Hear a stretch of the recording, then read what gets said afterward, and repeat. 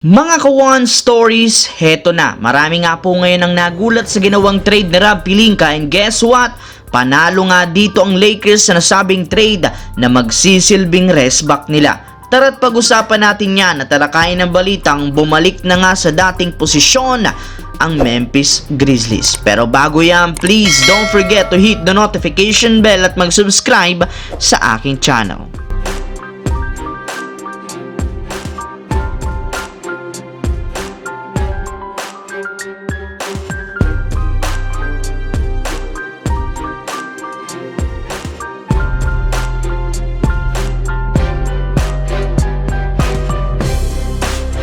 Kung inyo nga pong matatandaan mga Kawan Stories, naging sobrang hirap nga po ng pinagdaanan ng Memphis Grizzlies last year dahil sa dami ng problema simula sa pagkakasuspinde ni Ja Morant at pagtatamo nito ng injury. Napilitan nga noon na gumamit ng G-League players para lamang matapos ang regular season. Ika nga'y bagsak na bagsak ang confidence ng buong prangkisa na siyang rason bakit hindi sila nakapasok sa playoffs. Ngunit sa kabila ng mga pinagdaanan, pinatunayan pa rin ang team na ito sa pangunguna ni Ja Morant na isa pa rin silang legit na contender sa pagkakakuha nilang muli sa kanilang dating pwesto noong taong 2022 bilang ika-second seed sa Western Conference. Kaya lubos nga itong ikanatutuwa ng buong prangkisa ng Memphis dahil matagal rin naman nga nilang hinintay ang ganitong pagkakataon. Pero this time, mismong si Ja Morant ang nagsabi sa media, hindi lamang pagpasok sa playoffs ang plano nilang gawin, bagkus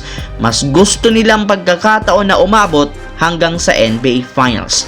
Sa kabilang banda, sa pagkapanalo nga po ng Lakers ng 5 beses sa huling 6 na laro, malinaw, maganda ngayon ang sitwasyon ng team. Hindi kagaya ng nagdaang linggo, nakakangiti na nga po ngayon especially si Coach Redick matapos nilang ma-secure ang top 5 sa West na mayroong record na 18-13. At ang maganda pa dyan, nagagawa nga nilang manalo kahit kulang ang lineup. Kaya naniniwala si Coach Redick na kakayanin talaga ng Lakers na makipagsabayan at matalo ang ibang malalakas na kupunan basta't healthy at kompleto lamang sila. Napatunayan na rin naman nila na epektibo ang ginawang bagong adjustment at inaasahan na magagamit nila ito sa mga susunod na laban, lalo pat meron ngang inaasahang re-rest back sa team.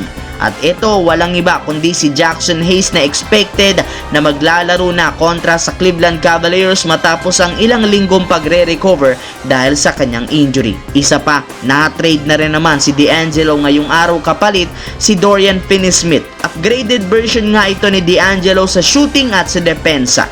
Literal jackpot sa rest back ang Lakers ngayong season.